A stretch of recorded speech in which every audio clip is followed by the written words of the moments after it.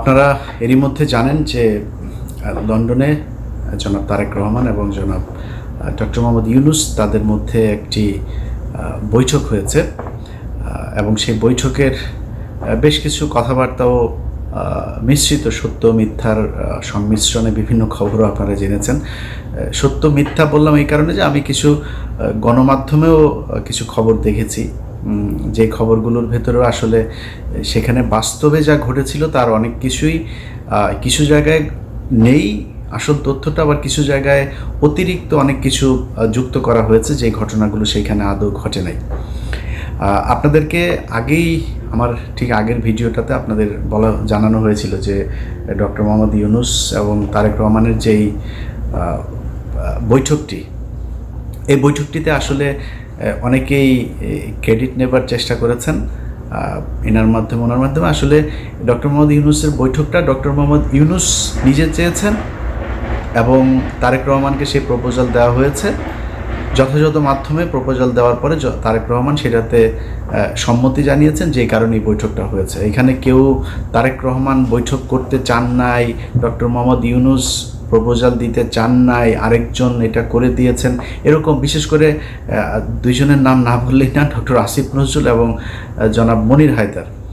তো এনাদের চরিত্র সে আগে থেকেই আপনাদের একটা বিষয় জানায় রাখি যে এরা হচ্ছে দ্বিমুখী সাপ।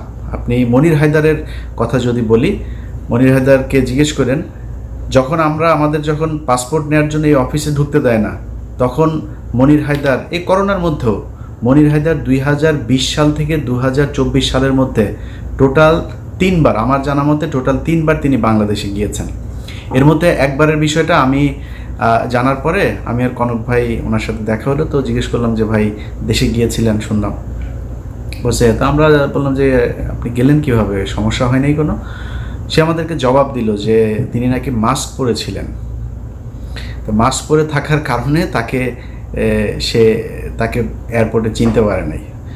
তো আমরা মানে বুঝে নিলাম আর কি যে এয়ারপোর্টে মাস্ক পরে তারপরে পালায় যাওয়া যায়। আরে ভাই, যখন জেএফকে থেকে আপনি যখন গাড়িতে উঠবেন, প্লেনে উঠবেন, তখন এই প্যাসেঞ্জারের পুরো লিস্ট ঢাকা বিমানবন্দরে পৌঁছে যায়।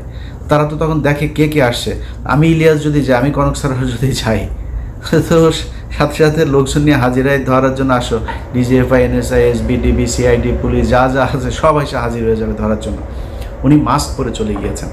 তো মনির হায়দার একজন ডিজিএফআইয়ের খুবই প্রশিক্ষণপ্রাপ্ত এবং খুব সুদীর্ঘকালীন ধরে তিনি ডিজিএফআইয়ের সোর্স হিসাবে কাজ করেন। তো ধরেন আমার দেশের গোয়েন্দা সংস্থা, আমরা ডিজিএফআই মানি একটা নেগেটিভ একটা ন্যারেটিভ আমাদের চোখের সামনে ভাসে। এর কারণ হচ্ছে তারা দেশের বিরুদ্ধে কাজ করে। তাদের কাজ হলো ভারতীয় গোয়েন্দা সংস্থা ভারতের কোনো আমাদের দেশে করে কিনা, তারা ভারতের বিরুদ্ধে কে কাজ করে তাদেরকে ধরে নিয়ে তারা গুম করে।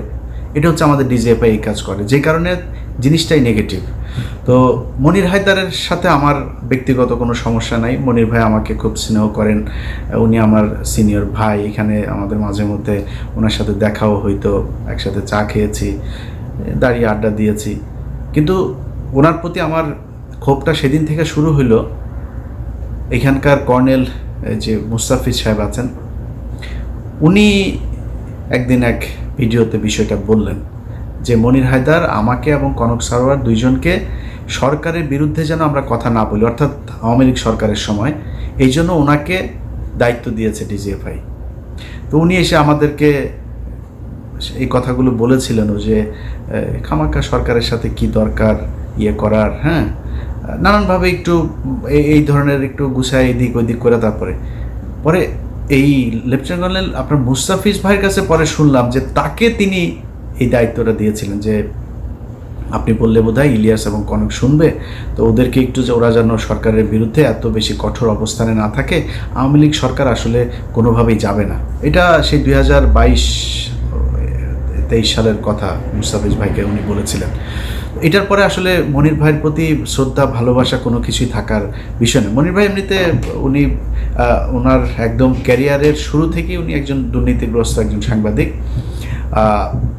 ওনার এগুলি নিয়ে কথা বলতে চাই নাই, কিন্তু এখন যেহেতু এই অবস্থা সেই কারণে বললাম। ওনারা একটা ক্রেডিট নেওয়ার চেষ্টা করছেন, আবার ফের বিএনপির ভেতরে যে তারেক রহমান আমি তো আপনার জন্য অনেক কিছু করছি এই সেই এরকম বুঝায় এদের সাথে একটা খাতির জমানোর চেষ্টা করছেন। তো এই ধরনের কিছু মানুষজন আছে যারা কিনা এই বৈঠকটা করার ক্রেডিট বিভিন্ন জায়গায় নেওয়ার চেষ্টা করছেন। এরকম কোনো কিছু না, তারেক রহমান রাজি হয়েছেন, ডক্টর মোহাম্মদ ইউনূস তাকে প্রপোজাল দিয়েছেন, এবং আমি আগের ভিডিওতে বলেছি যে দুইটা পক্ষের কেউই ছোট হয় না। এখানে আমার এরকম একটা বৈঠক হওয়া দরকার ছিল। বৈঠকের ছোটোখাটো কিছু বিষয় আপনাদেরকে জানাবো, তার আগে মূল জিনিসটা আপনাদেরকে জানিয়ে দেই। সেটা হচ্ছে এই বৈঠকটা অত্যন্ত ফলপ্রসূ, এবং আমরা এতদিন ধরে আসলে যা চাচ্ছিলাম সেইটাই এই বৈঠকের মধ্য দিয়ে ঘটেছে। এর মধ্যে একটা জিনিস হয়েছে সেটা হচ্ছে যে নির্বাচনের যে তারিখ ডক্টর মোহাম্মদ ইউনূস গেল কয়েকদিন আগে বলেছিলেন যে এপ্রিলে নির্বাচন হবে, সেই জায়গা থেকে সরকার সরে এসেছেন, এবং যেটা হয়েছেন সেটা হচ্ছে ফেব্রুয়ারির, আমি যদি নাকি একদম ডেট বলতে বলেন তাহলে ফেব্রুয়ারির 12 তারিখে আমাদের পরবর্তী নির্বাচন হবে। 12 তারিখ কেন? সেটা হচ্ছে যে কোনোভাবেই রমজানের আগে চেয়েছিল তারেক রহমানের পক্ষ থেকে নির্বাচন, এবং যেহেতু রোজা শুরু হচ্ছে ফেব্রুয়ারির মাঝামাঝিতে 16 অথবা 15 তারিখ, তার আগে 15 তারিখ এর আগে একটা বিতর্কিত নির্বাচন হয়েছিল, যে কারণে ওই তারিখটাকে করা হয়নি। তার আগে আবার শুক্রবার শনিবার এরকম কিছু বিষয় আছে। তো 12 তারিখ সম্ভাব্য তারিখ এখন পর্যন্ত আমার কাছে থাকা যে তথ্য সেটা। তো এই বৈঠকের এটা হচ্ছে মূল যে জিনিস। তো এইটার পরে যে কেউ যে কাউকে জোর করে বলেছে যে, বা ডক্টর ইউনূস বলেছে না আমরা ফেব্রুয়ারিতে করব না, মার্চে নিয়ে যাব, এরকম কোনো কিছু হয়নি। ওনারা এটা বলেছেন, উনি বলেছেন ঠিক আছে কোনো সমস্যা নেই, নির্বাচন এইভাবেই হবে।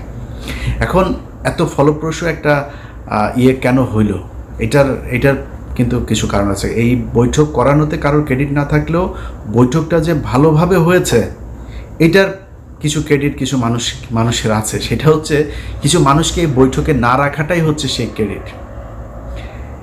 এখানে যদি সালাউদ্দিন থাকতো তাহলে প্রথমেই মনে করেন যে ডক্টর ইউনূসের সাথে তারেক রহমানের গ্যাঞ্জাম বাঁধানোর জন্য যত কোশ্চেন সেটা সে করতো। এখানে যদি আমির খসরু মাহমুদ চৌধুরী থাকতো, এখানেও একটা গ্যাঞ্জাম বাঁধাইতো। গণমাধ্যমে এসছে, এখানে ছিলেন আপনার আমির খসরু মাহমুদ চৌধুরী, তারপরে জনাব খলিলুর রহমান, এরপরে হচ্ছে শফিকুল আলম, আরও বোধহয় এসে হচ্ছে হুমায়ুন কবির নামে একজনের নাম এসছে। আচ্ছা, এরা সবাই ছিলেন। এই কথাটা সত্য কথা না।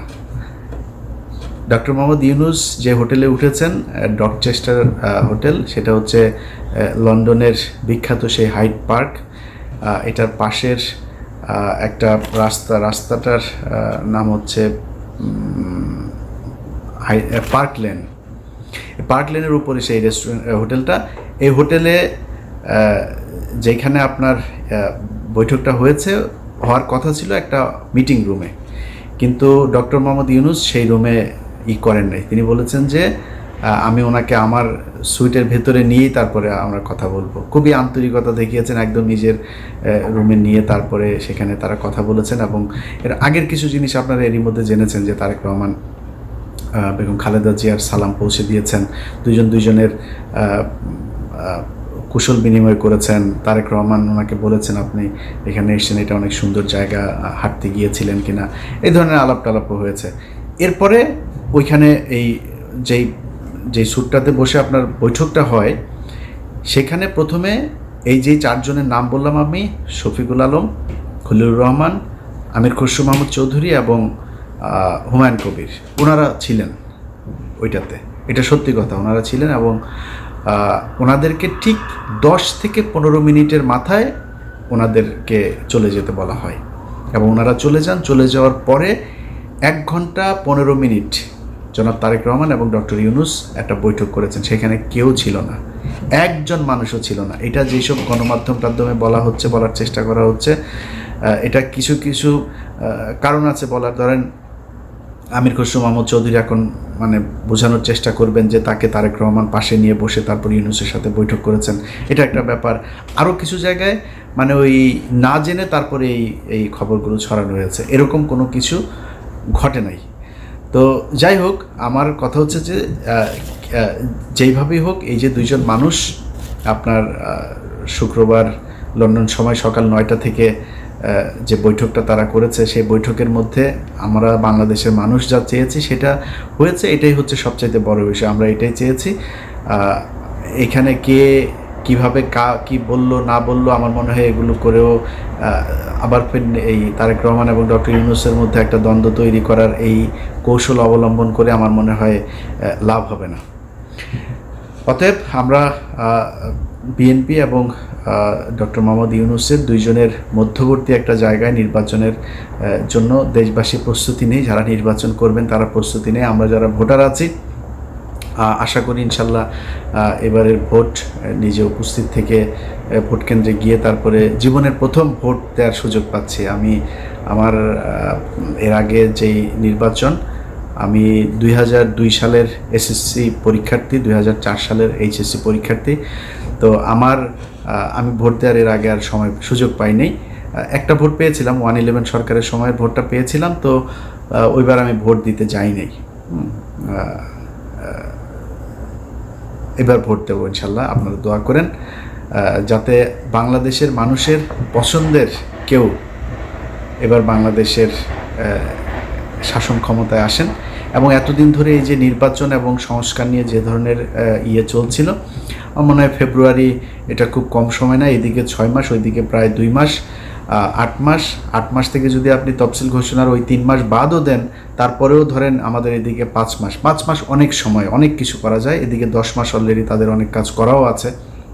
সো এই যে 10 মাস আর 5 মাস 15 মাসের মধ্যে যে কাজগুলো প্রয়োজন, এবং আমি এখনও আমার খুবই এটা মানে চাওয়া থাকবে বর্তমান সরকারের কাছে যে নির্বাচনটা কিভাবে হবে, 5 বছর পর পরের সরকার কিভাবে আবার ক্ষমতা হস্তান্তর করবে, কাদের কাছে করবে, সেটা কি দলীয় সরকার থাকবে নাকি আগের মতো তত্ত্বাবধায়ক সরকার আসবে, তত্ত্বাবধায়ক বা এরকম আলাদা কোনো সরকার ব্যবস্থা হইলে সেটা কি ব্যবস্থা হবে, এরকম একটা একদম সুনির্দিষ্ট সবার সম্মতিতে, সবার ঐক্যমত্যের ভিত্তিতে একটা নিয়ম যেন করে নিয়ে যায়। আমি ওই অনেক মানুষই নির্বাচনের কথা বললো গালাগালি করে, আবার সংস্কারের কথা বললো কিছু মানুষ গালাগালি করে। ভাই, আমি মাঝামাঝি আছি।